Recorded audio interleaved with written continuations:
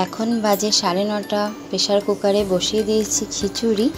তো বললামই রাত্রিবেলা আমাকে রান্না করতে হবে। আর সঞ্জয় নিয়ে চলে এসেছে বাজার, যেহেতু কালকে সঞ্জয় থাকবে না তাই আজকেই বাজারটা করে রাখলো।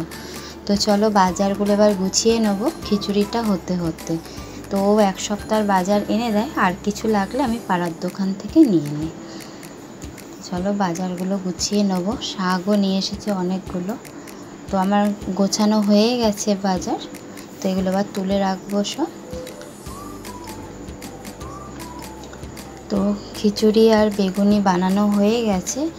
চলো এবারে তাহলে খেয়ে নেওয়া যাক। তো শনিবার, এমনিও শনিবারে খিচুড়ি খাওয়া ভালো, তা ভালোই হলো আজকে রাত্রিবেলা খিচুড়ি বানিয়ে নিলাম।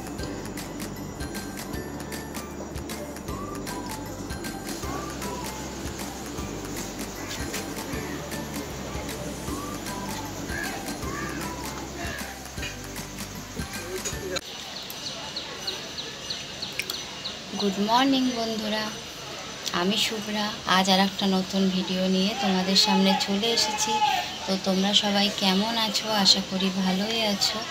তো রবিবার 17ই জুলাই। তো কালকে রাত থেকে ভিডিওটা স্টার্ট করেছি। তো চলো এখনও কন্টিনিউ করব ভিডিওটা, সারাদিন কী কী করছি। তো ও চলে গেছে 3টের সময়, ভোরবেলা বেরিয়েছে, ওর ভাড়া ছিল। তো ও 3টের সময় চলে গেছে ভাড়াতে। আমি চা করে দিয়েছিলাম, আর আমি এই চা খেলাম সবে। আমার বাবা এসেছিলো, বাবার আমি একসাথে চা খেলাম। আর তাতেই চলে গেছে পিসির বাড়িতে। আর সৃজিতা এখনও ঘুমাচ্ছে। ও রোববার যেহেতু, ও বললো মা ও একটু লেট করেই ওঠে, তো আমি ওকে আর ডাকি না। তো ও এখনও ঘুমাচ্ছে। চলো একটু এখানটা দাঁড়াবো, দাঁড়িয়ে তারপরে আবার কাজ সারবো। তো দেখো জায়গাটা, আমার তো বলেছি তোমাকে এইখানটা দাঁড়াতে খুব ভালো লাগে। বারান্দায় বারবার বেরিয়ে যাই। ঘরটা এতটাই ছোট, আমি বারান্দায় বলে দিই, কিন্তু এটা একটা ঘরই। তো তো আমি বিগত ধরো 2.5 বছর ধরে ব্লগ দেখি। জবের থেকে লকডাউন শুরু হয়েছিল, তখন সিরিয়ালগুলো যখন বন্ধ হয়ে গেছিলো, তখন থেকেই কিন্তু আমি ব্লগ দেখি। তো আমি যাদের যাদের ব্লগ দেখি, তো তাদেরকে আমি আমার একটা পরিবারের মতোই মানতাম। তো যেরকম ধরো হচ্ছে টিনা, তারপর সৌমালিদি, মামনদি, তারপর কনিনিকা, ইনসাইড আউটের সৌহাত্র, অর্পি। তো এদের ব্লগ আমি নিয়মিত দেখি। তো এখনও দেখি আর কি।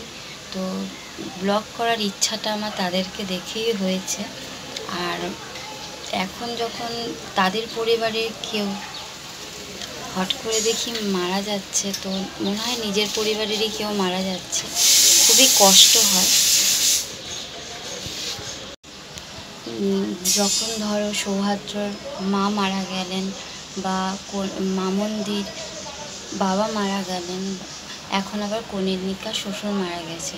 তো সত্যি খুব কষ্ট লাগে। হট করে যখনই মোবাইলটা খুলি, হট করে কমিউনিটিতে যখন দেখি এরকম এরকম পোস্টগুলো দেওয়া থাকে, সত্যি খুব কষ্ট লাগে। তো তাদের যখন দুঃখের সময়টা তো দুঃখ পাই, আবার সুখের সময়টা তো সুখ পাই। তো হঠাৎ দেখলাম সেদিনকেও ছাদের ওপরটা প্লাস্টার করছে। তো হট করে সেই মানুষটা যদি শুনি যে 1-2 দিন পর আর নেই, সত্যি খুব কষ্ট লাগে। তো ধরো ব্লগ করছি না আমি 2 মাস মতো, কিন্তু তাদের দেখেই তো শেখা। তো তাদের যখন দেখি যে পরিবারের কোনো সদস্য মারা যাচ্ছে, সত্যি কথা বলতে প্রচণ্ড কষ্ট লাগে। যে মানুষের জীবনটা কি, আজ আছে কাল নেই।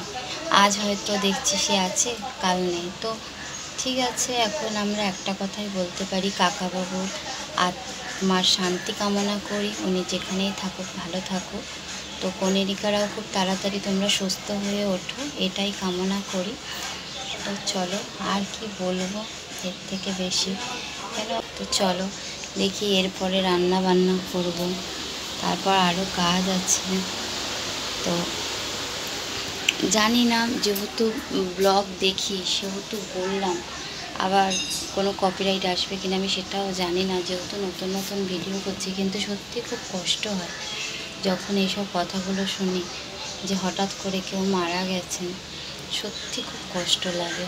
তো চলো আর কি করব, জীবনটাই আমাদের এরকম, আজ আছে কাল নেই, এই নিয়েই চলতে হবে। তো চলো এবারে তাহলে রান্না বান্নার দিকে যাওয়া যাক।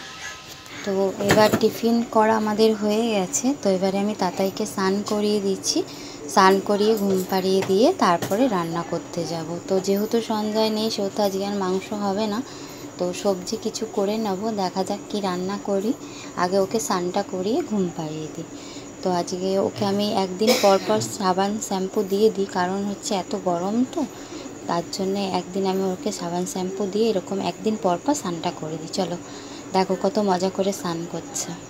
তো স্নানটা হয়ে গেল, ওকে ঘুম পাড়িয়ে দেবো, তারপরে আমি রান্না করব।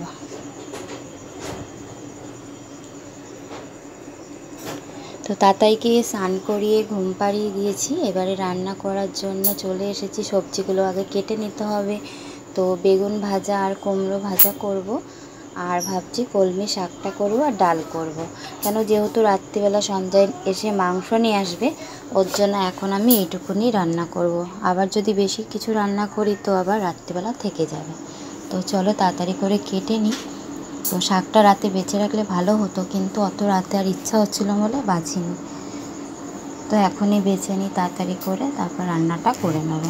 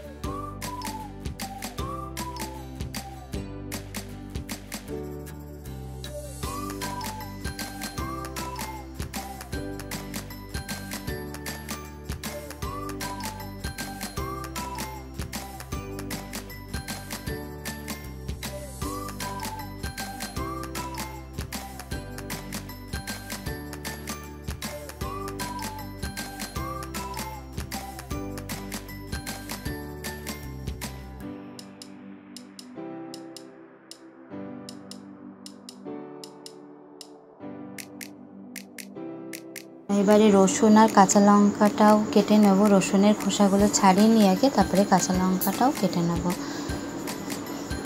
তো কাঁচা লঙ্কাগুলো একটু লাল লাল হয়ে গেছে, তো ওগুলো দিয়েই করে নেব।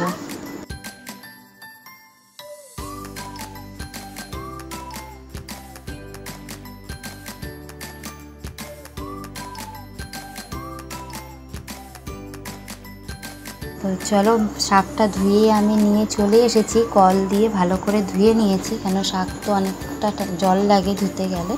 তো এবার আমি কেটে নেব। তো আমি খুব ভালো একটা শাক কাটতে পারি না, আমাদের মা শাশুড়িরা যেরকম একদম কুটি কুটি করে শাক কাটে আমি পারি না। তো আমি এরকমই কাটতে পারি, খুব বড় বড়ই হয়ে যায়। ও ঠিক আছে আর কি, খাওয়া দিয়ে কথা হয়ে যাবে। তো চলো খুব তাড়াতাড়ি করে কেটে নিই, তারপরে রান্নাটা বসিয়ে দেবো।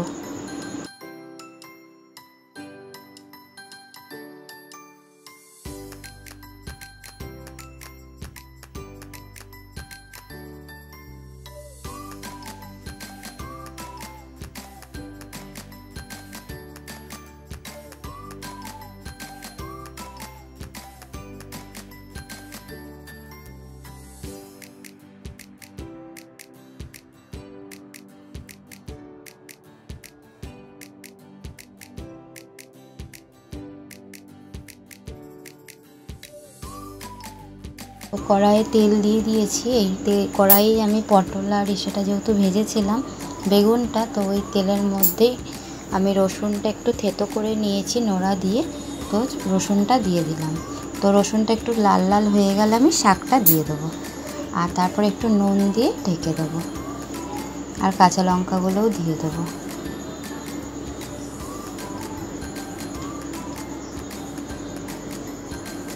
তো চলো আমি শাকটা দিয়ে দিয়েছি, দিয়ে এবার একটু নুন দিয়ে ঢেকে দেবো।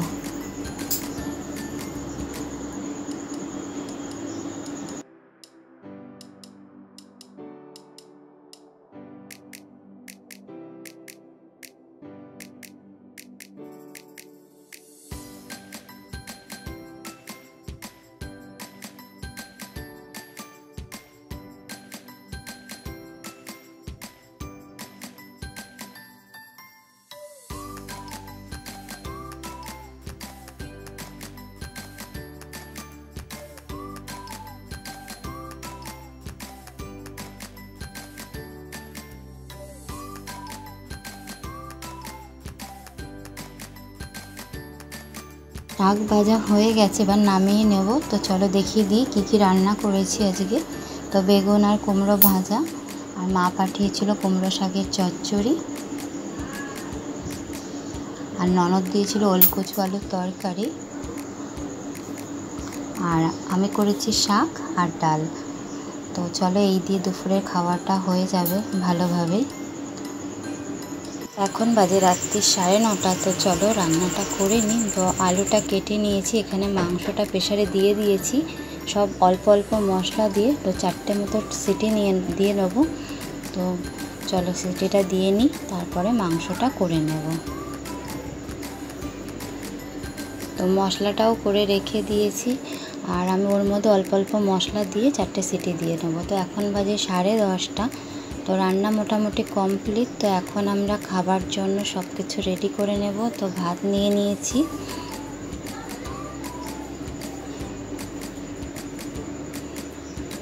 তার জন্য মাংসটা রান্না করে দিয়েছি। আমরা খাবো আর ও খাবে না, যতই নষ্ট করুক খাওয়ার সময় তো বলবে যে দাও, ওর জন্য একটু রান্না করে নিয়েছি।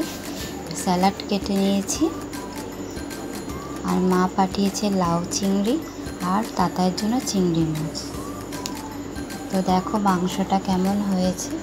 আমি এইভাবে মাংস রান্না করি 2 রকমভাবে, একটা হচ্ছে প্রেসারে সিটি দিই, আর একটা হচ্ছে আগে কষিয়ে পরে সিটি দিই। তো হালকাই করেছি, বেশি কষা কষা রাখিনি।